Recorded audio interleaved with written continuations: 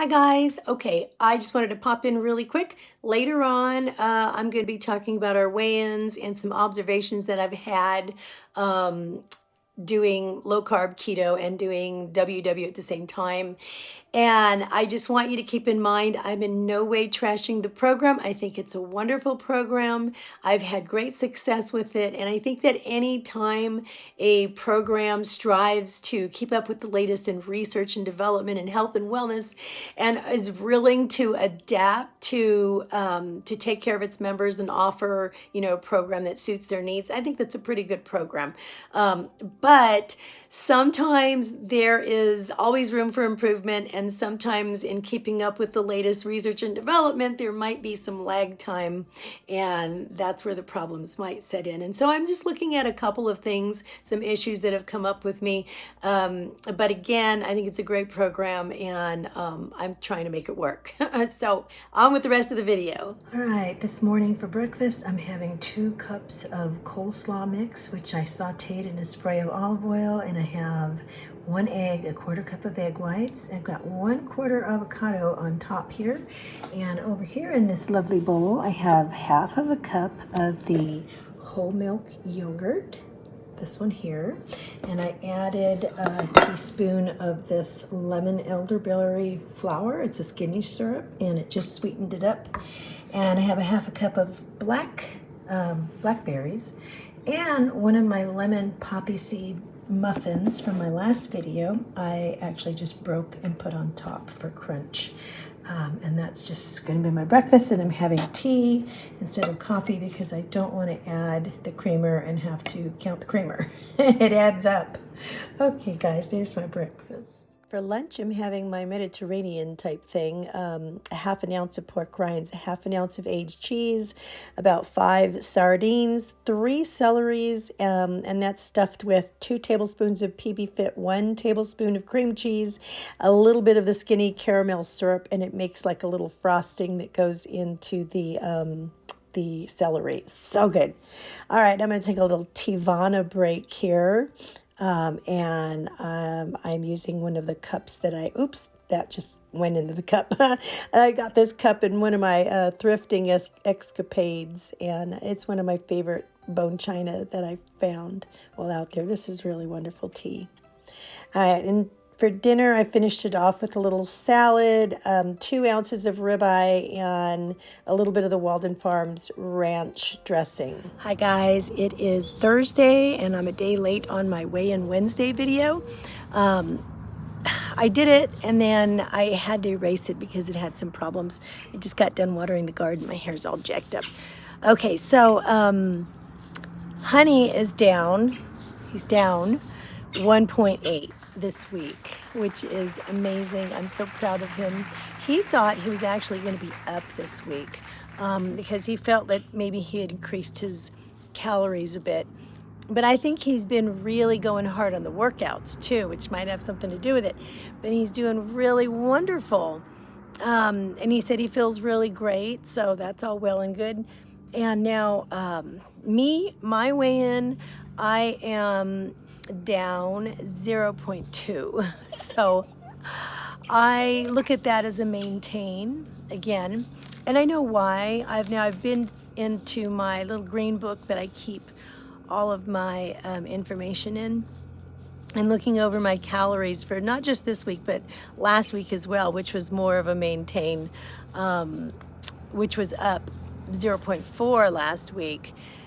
I have been up these 2 weeks in my caloric range, about 1450 to 1500. So that adds up to a maintain. And usually when I'm like losing, the weeks that I was losing like 1.4, 1.8, my caloric range was an average of 1100 to 1150 or so. And so I need to bring it back down again if I want to see that kind of a, I don't need to have that big of a drop that fast because that's awfully big. But maybe if I brought it, to about 1300, maybe I could have at least a 1/2 pound a week, and I think that's pretty good. But anyway, I think that's what I'm going to do. So the plan here moving forward is to go ahead and do that. Now, instead of counting all of the calories, the fat, the protein, the carbs, and the points, which what I was doing, and I got kind of, did I get burned out on doing that? A little bit. Because I think what I found once I started taking my blood work after a lot of the meals to see where that was and see what my blood sugar was doing, it added another thing I had to do, which when I add something else that I have to track, it makes me kind of like pull back on some other things. So I was kind of like, I don't really want to count all this other stuff.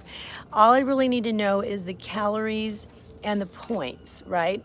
Now, in doing this, in looking over these last 2 weeks, really to see what the average was that I was really increasing as to why I haven't really seen much of a weight loss these last 2 weeks, I have noticed that in doing low carb and doing Weight Watchers, there's some things that don't really seem to mesh.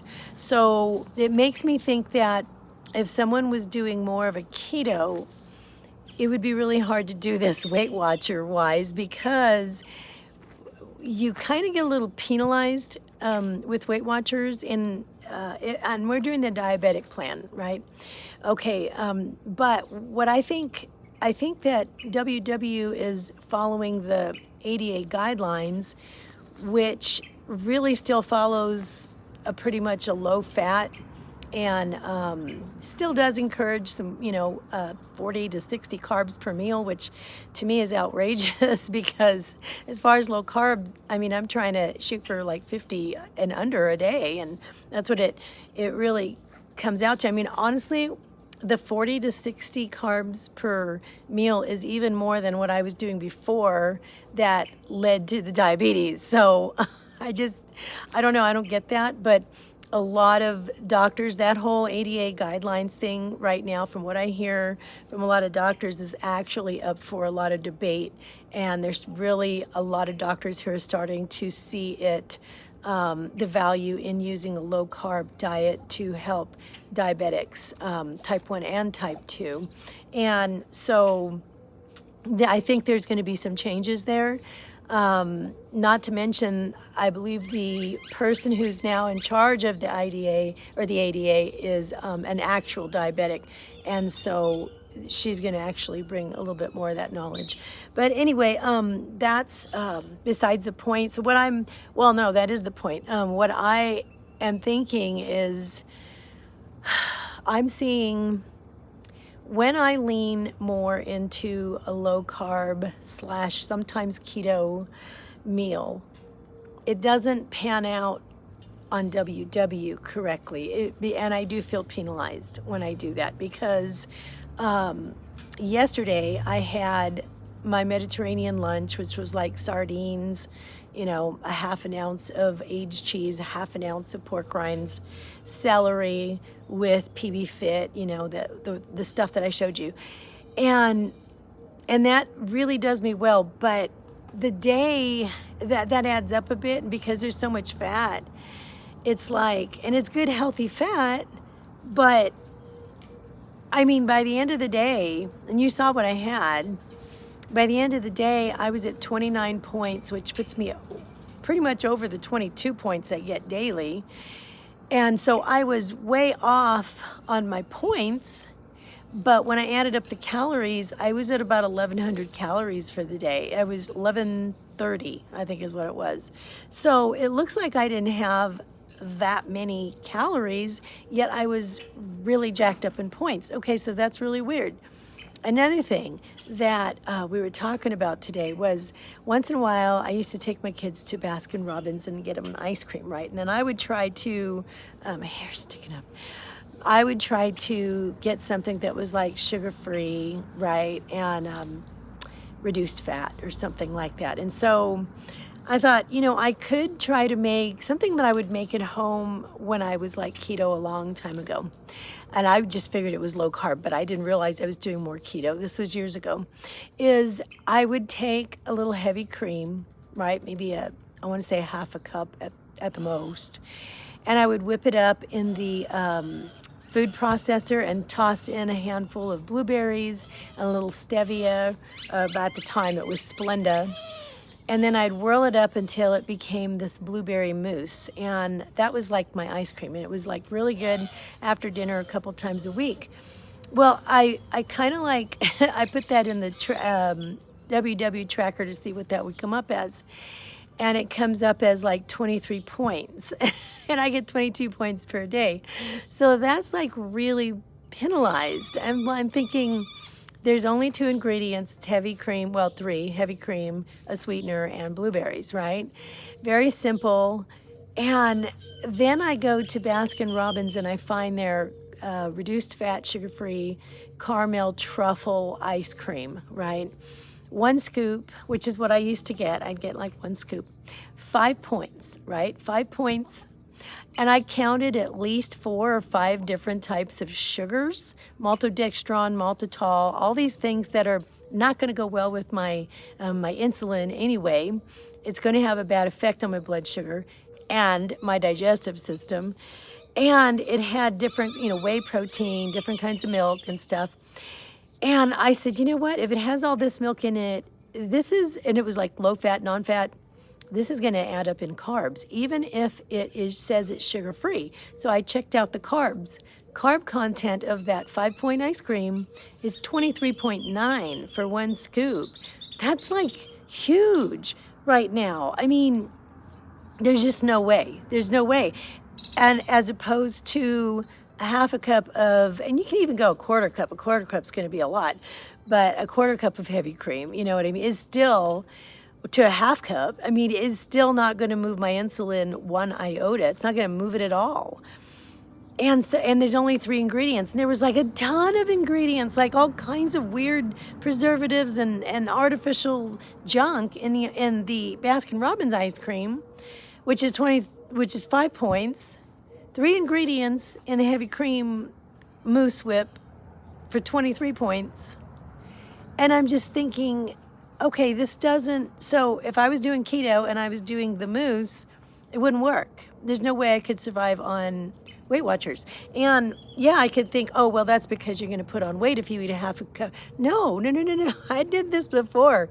I did the mousse before. I lost weight. I lost a lot of weight. Not only me, but our eldest also did that with me way back then.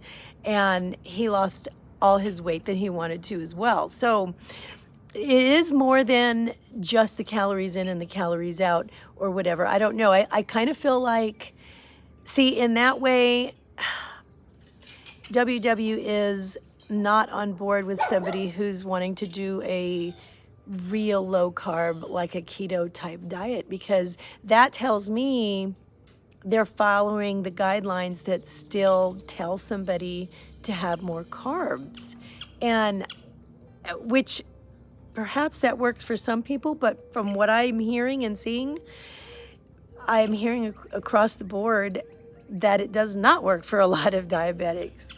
But as far as like reversing diabetes, which is what I would want to do if possible for type 2 diabetes. Anyway, a lot to think about, and I just figure, now I'm not keto per se, but if I was, I would have to say this is where we part ways with WW, because it wouldn't work. It would just be so much at odds all the time. And as it is, I'm low carb, and I feel like I could still make it work. So I'm going to continue to do this and kind of watch it. But yeah, there's some things that just don't seem to, to work. And yeah, I'm just watching it. So anyway, I'm just going to concentrate on keeping those calories down for now. I do kind of keep my protein high and try to do low fat, whenever I can and stuff like that. But I think there's probably going to come a time where I'm up against this question again. So anyway, hubby and I are doing okay. We've got a lot going on right now. We've got our eldest son just came into town from out of town, so I get to see him at some point in the next few days, and I'm really excited about that. So I think that's all I really wanted to talk to you about right now. Okay, guys, I'm going to let you go right now. Thanks so much for listening, and I will see you in the next video. All right, bye-bye.